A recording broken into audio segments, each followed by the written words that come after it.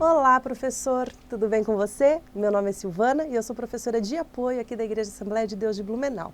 Prazer enorme estar mais uma vez falando com vocês sobre a nossa EBD, um assunto que eu gosto muito, que é sobre a história da igreja, e hoje nós iremos trabalhar a história da igreja na Idade Média. E o nosso texto de destaque está lá em Gálatas 1 e 6.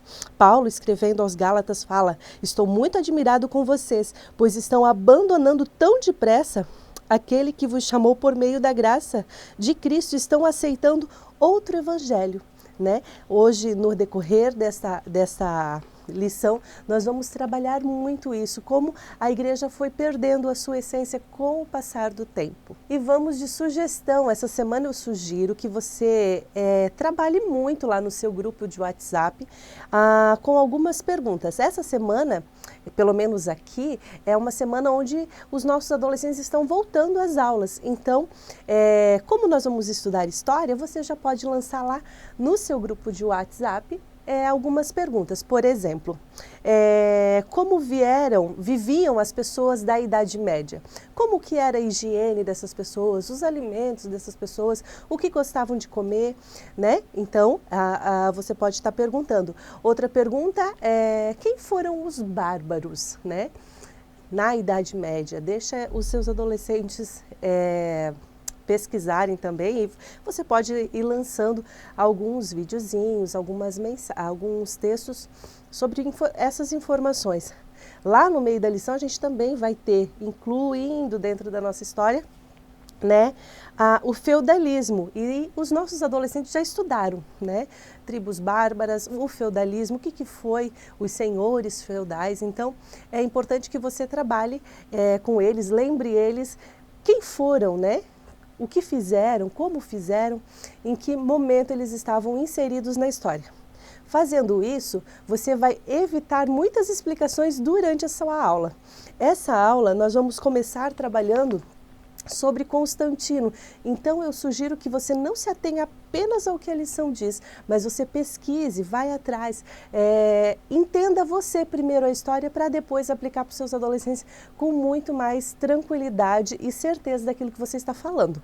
Então eu trouxe algumas coisas aqui e eu deixo dicas para você de materiais que você pode estar usando nessa aula. Como a nossa aula é muito técnica, muito histórica, a gente vai trabalhar muito a história, eu sugiro a você, eu sou uma pessoa que amo fazer dinâmicas, mas eu sugiro a você que nessa aula você se concentre em aplicar um bom conteúdo histórico para os seus adolescentes. Então, deixe a dinâmica para as próximas aulas e você pode fazer numa parede de sua sala de aula, por exemplo, já começando com a aula da semana passada, né, sobre os pais, né, pais apostólicos, pais apologistas e pais dogmáticos. Você pode estar colocando a diferença deles e fazendo uma continuação. Semana passada nós finalizamos a nossa lição com a história de Constantino bem de leve. E essa lição 6 começa também com a história de Constantino, assim, de uma forma muito leve. Então, materiais que você pode usar na sua sala de aula, que eu deixo como dica, que você já pode fazer essa parede fazendo uma continuidade da história da semana passada, né?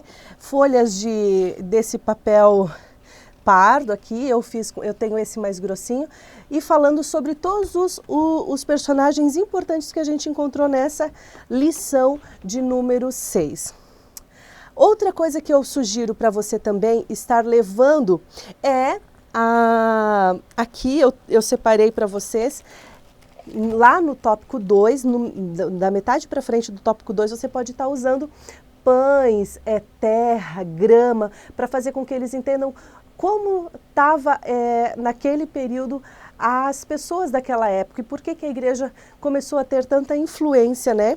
Porque você pode levar os adolescentes a entender de forma mais eficaz se você levar os produtos para eles estarem vendo. Vamos lá, começando a nossa aula. Nós vamos falar sobre Constantino. A lição vai começar falando sobre Constantino lá no ano de 2013. Então eu sugiro que para que seus adolescentes entendam, você leve, né, já pronto, ou você já pode fazer junto com seus adolescentes, dados importantes sobre a vida de Constantino.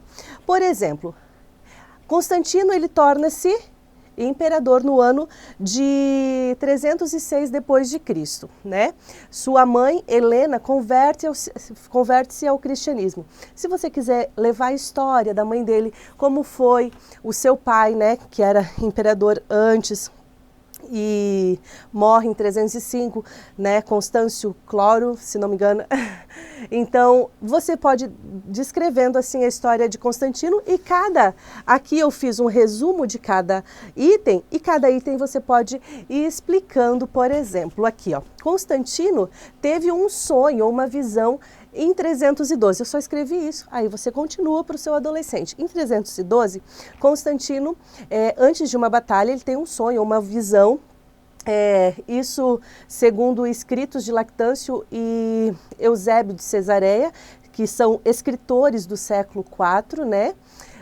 Eles escrevem que nessa visão Constantino vê a cruz de Cristo em volta do sol e nessa visão ele lê a frase em grego ou latim dizendo que sobre este símbolo vencerás. Então, a partir daí, Constantino se converte e há também outros escritos que falam que por conta da cultura mesmo da época, com a conversão de Helena, mãe de Constantino, ele se converte. Então tem duas vertentes, pode ser que as duas sejam verdadeiras, então tem aí esses escritos. É bem interessante você colocar isso para os seus adolescentes, que há a possibilidade, a gente já ouviu falar sobre essa história, mas às vezes não liga a história ao personagem. Então, aqui entra o que a lição fala sobre o Edito de Milão, né, ou o Mediolano, como foi chamado. Em 13 de junho, na lição não diz, mas a data foi em 13 de junho de 313, assina um documento chamado, então, Edito de Milão. Esse documento, daí você começa explicando para os seus adolescentes, proibia que cristãos fossem, né, executados aí por conta da sua crença em Cristo. Deixava todas as pessoas livres para seguir a religião que quisessem. Então foi uma das coisas. E nesse Edito de Milão termina então uma média de 300 anos aí de sofrimento e perseguição do povo cristão. Então é um momento que o povo respira aliviado, que as coisas começam a ir a favor do cristianismo. Só que esse cristianismo traz enormes adormecimentos. A conversão de Constantino, por exemplo, até os dias de hoje, ela é discutida se ele realmente se converteu, porque, por exemplo, ele continuou aderindo coisas pagãs, né, misturando, criou assim uma mistura muito grande das religiões. Então tem muitas pessoas que acham que ele nem se converteu tanto assim. Outra ocasião também, uma história bem interessante sobre Constantino, que ele vai para Constantinopla, né, que é aonde ele constrói lá uma cidade.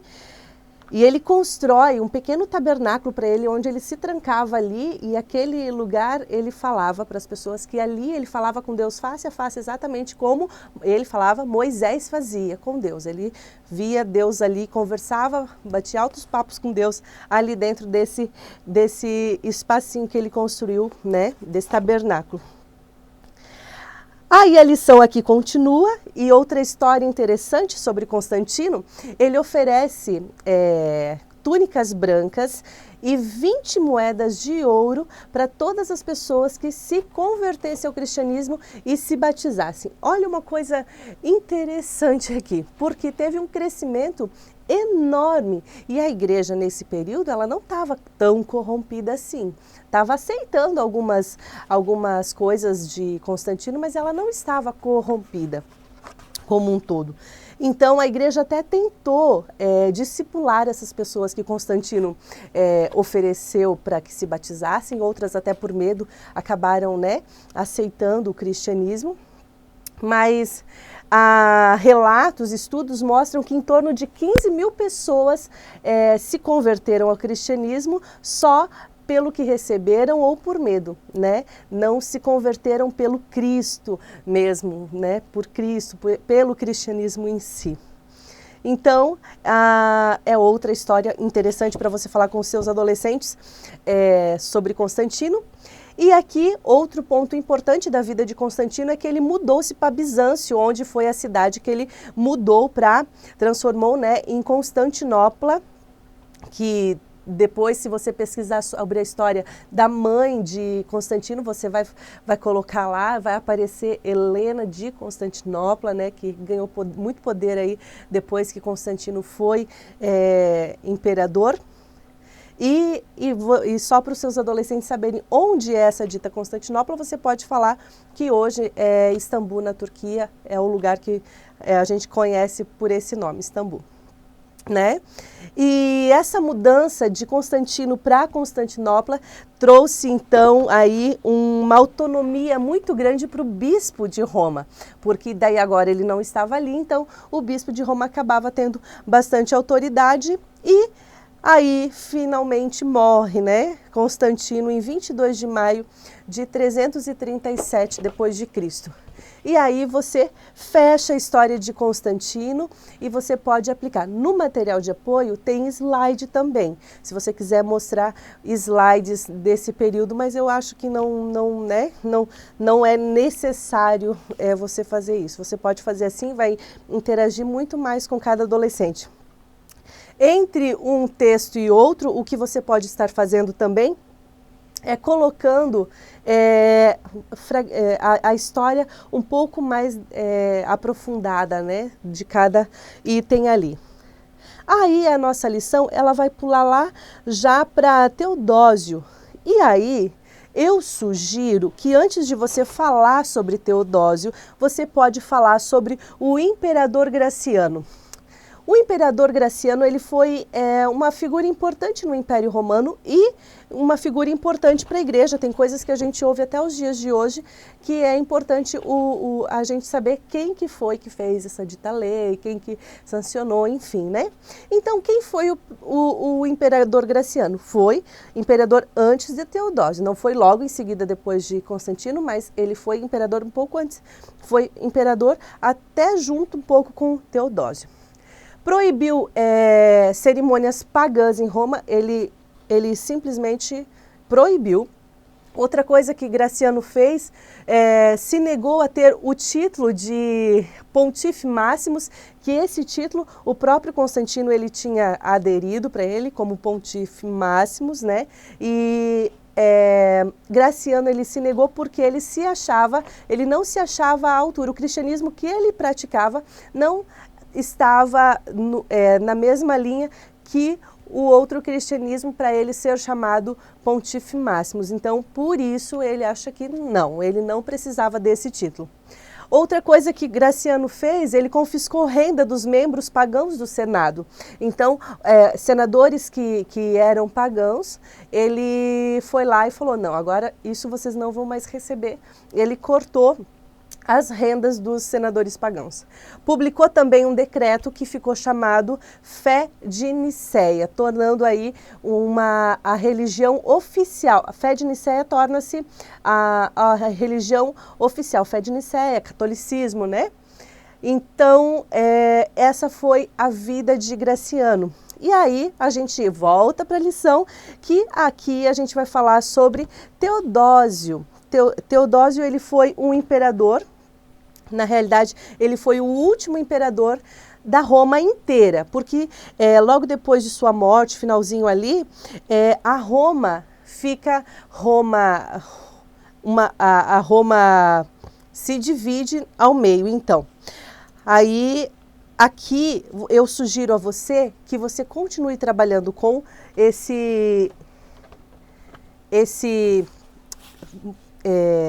cartaz, mas que você coloque aqui embaixo. Eu não colei, mas eu deixei um espacinho para você colar o mapa aonde tem a divisão Império Romano Ocidental e Império Romano Oriental, né? E em 380 depois de Cristo, outro edito acontece, que foi feito por Teodósio, que é o Edito de Tessalônica. Então, é importante você frisar isso. Nesse período, o Império Romano, já dividido entre Império Romano Ocidental e Oriental, ele está sofrendo, então, grandes ataques dos bárbaros. Lembra lá o seu grupo do WhatsApp, que vocês conversaram durante a semana sobre os bárbaros? Você vai usar aqui. Nesse período, já está bem enfraquecida Roma, então tem os ataques simultâneos, vários ataques por vários grupos de bárbaros que vão dando a queda então do Império Romano. E o tópico 2, nós vamos trabalhar sobre o fim do Império Romano, então, e o início do papado. Aqui você não precisa separar os tópicos, né? Então, eu indico você nesse tópico começar explicando como aconteceu o enfraquecimento do Império Romano, que foi, como a gente já falou, vários ataques de várias tribos bárbaras que foram, tribos germânicas que foram atacando e enfraquecendo o poder do imperador, e em contrapartida, cada vez mais abalado o poder do imperador, a influência do bispo de Roma aumentava. Só para a gente falar aqui sobre o que começa o tópico, no começo não existia um papa. Papa vem de papai, que era na realidade um nome carinhoso, um jeito carinhoso de chamar o líder da igreja. Então toda a congregação tinha o seu papa, né? Então, ou seu bispo, né? E o primeiro papa a conseguir, o bispo a conseguir a autoridade universal foi Leão I. E com esses frequentes ataques dos bárbaros, Leão I, ele foi ganhando grande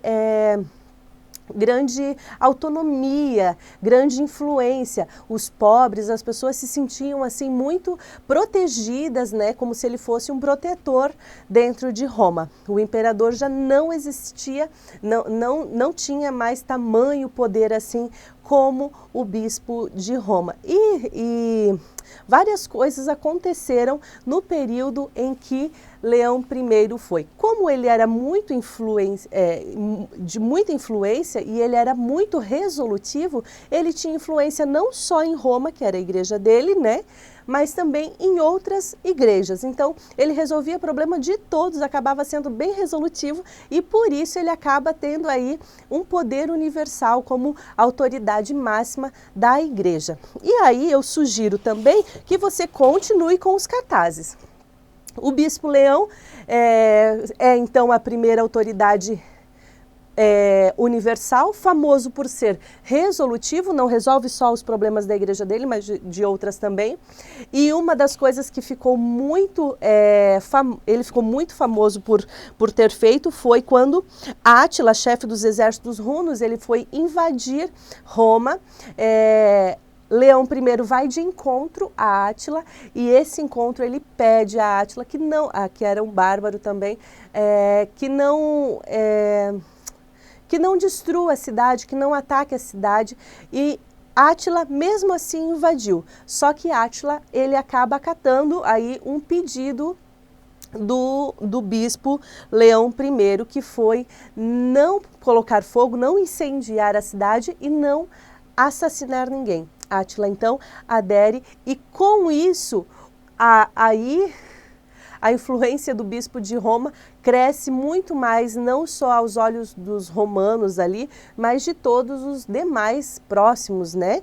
Então, aí com a Roma já dividida, o chefe, o bispo Leão I, acaba aí tornando-se um maioral. Mas uma coisa mais importante também para a gente falar sobre o bispo Leão I, que foi, né, dá para considerar o primeiro papa, que teve o poder universal, ele também se achava sucessor de Pedro e Paulo.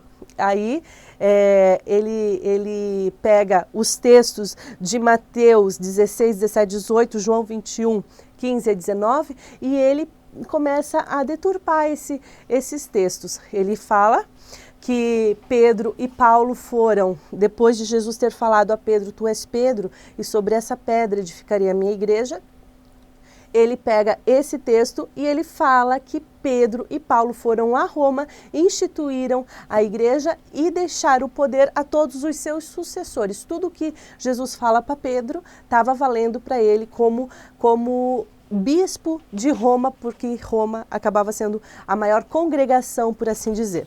Então, uma das coisas que ele entendia, que ele era o sucessor de Pedro e Paulo, interpretava as palavras de Jesus de forma errada, né? E aí Leão I morre e seus sucessores tentam o mesmo nível de autoridade, de influência que Leão I, mas eles não têm sucesso. E aí você pode continuar aqui com 4 de setembro de 476, então, Roma é tomada por Odoacro, rei dos Érulos, né? Aqui termina, para você explicar como finalizou, então, o Império Romano, você vai ter que falar sobre isso aqui, né? Rômulus Augusto foi reconhecido o último imperador do Império de Roma, romano, né? Mas Odoacro não fica como imperador de Roma, ele fica só como rei da Itália. Então, por ele ficar só lá, ter invadido, Rômulus Augusto ter sido deposto, então, por ele ficar longe, o bispo de Roma torna-se aí, então, o único representante de Roma. Então, é importante você falar e explicar como foi esse processo. Por que o Império terminou, como ele terminou, esse desgaste que houve, e logo em seguida o bispo de Roma ter tomado posse, como foi isso. É importante você frisar. E aí eu sugiro aqui no tópico 2 você fazer uma divisão para explicar melhor a história de como eles viviam, para entrar aqui na época de Gregório I.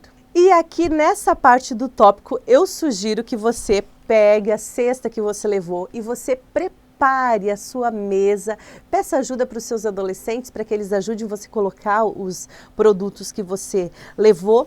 E nessa sua cesta, eu não trouxe todos os itens, mas eu sugiro que você leve pão mofado. Eu não consegui deixar eles mofar bem, eu gostaria, mas mesmo sendo pães mais velhinhos, eu não consegui fazer com que eles mofassem. Mas se você conseguir guardar um pão que já está velho para que até na tua aula ele esteja mofado, vai ser muito interessante. Então você pega o pão mofado, você pode colocar numa travessa, você pode colocar terra e você pode colocar grama também. Qual é a intenção desse momento? Você levar os seus adolescentes lá àquela época. Se você conseguir pegar roupas velhas, de preferência roupas em estilo medieval, velhas, sujas, né, gastas pelo tempo, né, há a possibilidade de você não ter esse acesso, mas quem sabe a gente consiga ir num brechó, a gente pode dar uma bela de uma sujada nela e leve para os seus adolescentes entenderem como estava sendo a vida naquele período, né? Logo depois muito depois da morte de Leão I, lá no finalzinho do século V, né? No ano de 1590. Como estava vivendo esse período? Esse período e essa atividade que você vai fazer com seus adolescentes, não dá nem para considerar, vai ser uma viagem do tempo, não dá para considerar assim uma dinâmica, né? Eu sugiro que você faça porque vai fazer com que seus adolescentes entendam até o período da Reforma Protestante, como o povo estava vivendo, cada vez mais pobre, cada vez mais definhando. Lembra que eu falei também para você lá no começo, lá durante a semana, falar lá no teu WhatsApp sobre o feudalismo? Então, os senhores feudais estão inseridos nesse período da história. Aqui a era dos bárbaros termina, né, com a ajuda da igreja, do império, enfim, acaba terminando, dos senhores feudais também. E aqui está um período onde os feudos, né, acabam imperando. Então, as pessoas da época eram pessoas que você olhava, elas eram muito velhas, não importando a idade, 17, 18 anos, você olhava, eram pessoas de aparência muito velhas, provavelmente com sinais de cicatrizes da varíola que tinham tido naquele período, e as pessoas, elas não tomavam banho, tomavam 1, 2, 3 vezes no máximo por ano, então eram pessoas assim, né, muito sujas e eu estou falando da parte dos plebeus, até os nobres acabavam sendo bem desleixados, mas os plebeus, eles eram muito sofridos mesmo. E esses plebeus, eles não tinham condições, eles não tinham terreno para plantar. E esses terrenos que eles trabalhavam, né, a fome fazia com que eles acabassem se tornando servos, né, fome, dívidas, enfim, acabavam fazendo com que eles se tornassem servos até dos senhores feudais, né.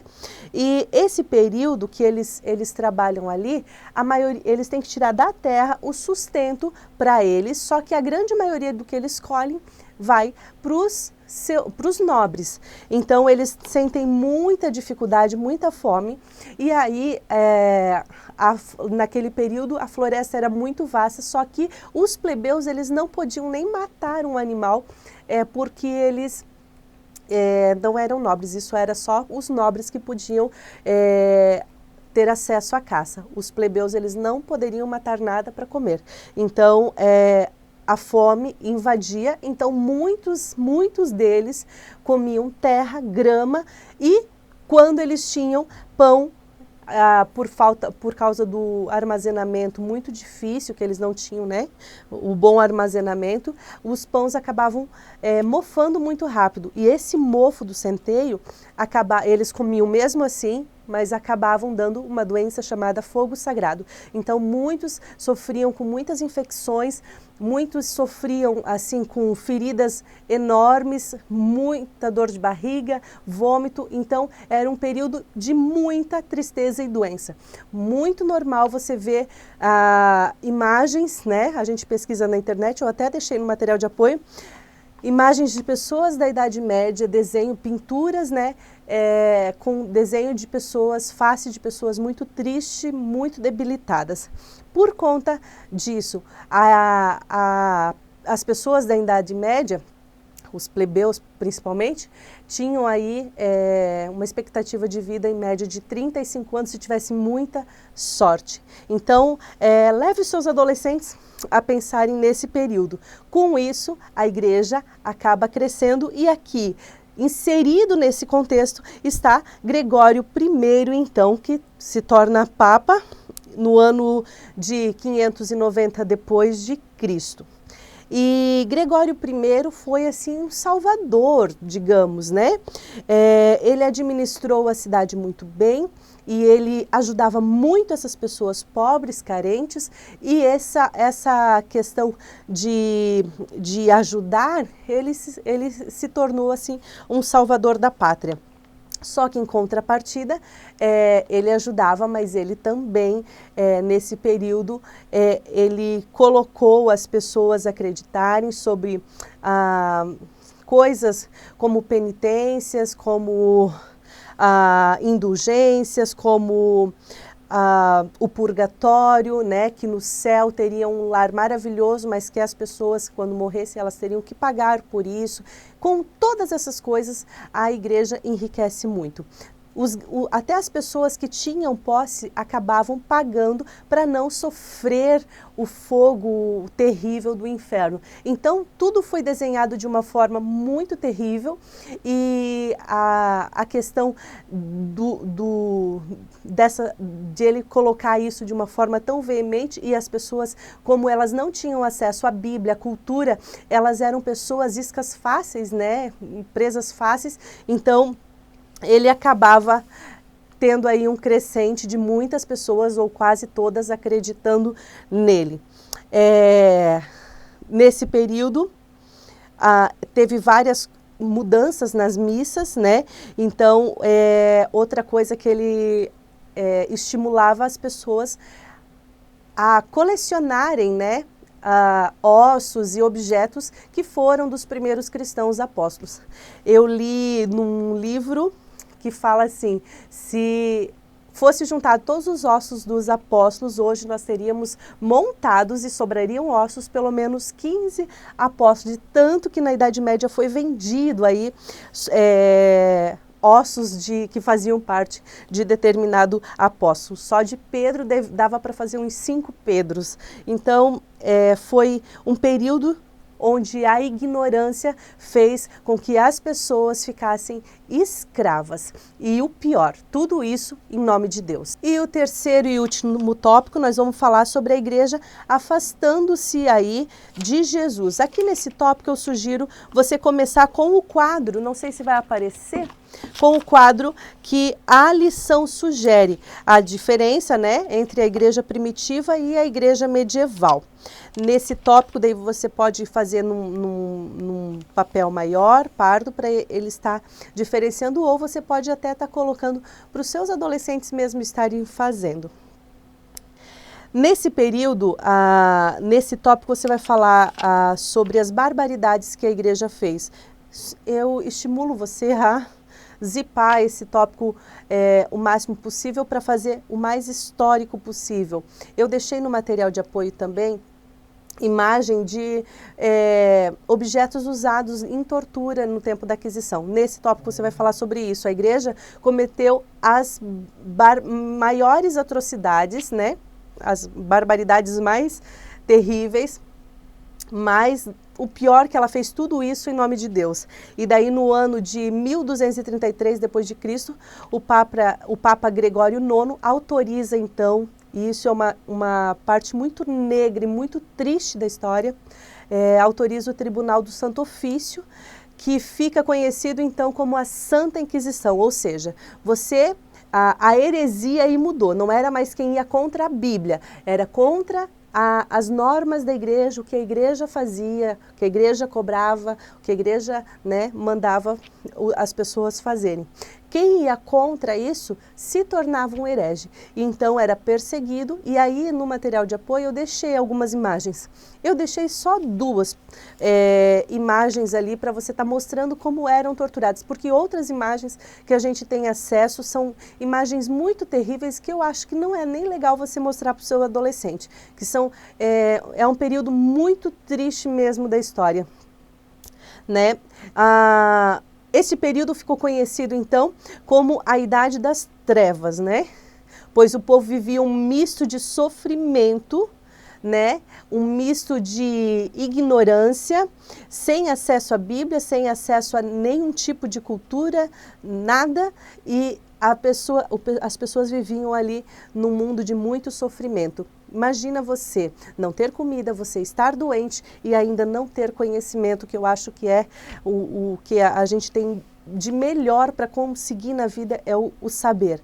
Então, por isso, por tantas coisas, foi conhecido então a Idade das Trevas. Mas nesse período, e por isso que nós estamos aqui, sobrou aí um remanescente, né? Que desejaram viver uma vida de santidade longe aí das riquezas da igreja. Então, esse período, esse tópico você pode estar finalizando com isso. E daí nós vamos para a conclusão, né? Muitos historiadores afirmam que a Idade Média terminou ali no século XV, né? E eu sugiro você finalizar a tua lição com perguntas, né? Somos de fato Igreja de Cristo, né? Será que algumas coisas a gente não traz desse período, né? Dentro do nosso coração? Cumprimos o que está escrito na palavra de Deus, e quando pessoas que estudam a Bíblia pensam, não seguem a mesma linha que a gente, né, rotula como herege, enfim. Então você pode estar trabalhando isso. E se as respostas forem positivas, somos igreja de Cristo, como Cristo sonhou, amamos o próximo, somos conhecidos por levar o amor de Cristo, não um Deus rancoroso, não um Deus de justiça, sim, mas não um Deus, né, que faz de tudo para a pessoa sofrer e que ama ver o ser humano sofrer. Não é desse Deus que nós estamos falando. Se você é uma pessoa que explica sobre o amor de Deus e enobrece esse amor de Deus que pode transformar a vida, sim, somos igreja de Cristo, né? Estamos cumprindo a palavra de Deus, ir ao mundo, pregar o amor, falar que Ele vai voltar e que Ele preparou um lugar maravilhoso para a gente? Somos igreja de Cristo? Amém, glória a Deus por isso. Vamos em frente, então, porque Ele prometeu em Mateus 28:20, que estaria conosco todos os dias até a consumação dos séculos. E louvado seja Deus por isso. Finalizamos a nossa lição. Eu sugiro que você pegue esse material, né, que você vai fazer lá na sua sala e cole na parede, porque semana que vem vai ser falado sobre Agostinho e aqui, então, é importante os adolescentes lembrarem da história. Um período muito importante. Que nós venhamos ser, mesmo numa lição tão técnica, com tanta história, eu espero não ter te enfadado, mesmo numa lição dessa, o nosso objetivo sempre é ensinar para transformar. Que Deus te abençoe, que a sua aula, querido professor, seja assim, no mínimo maravilhosa. E até a próxima!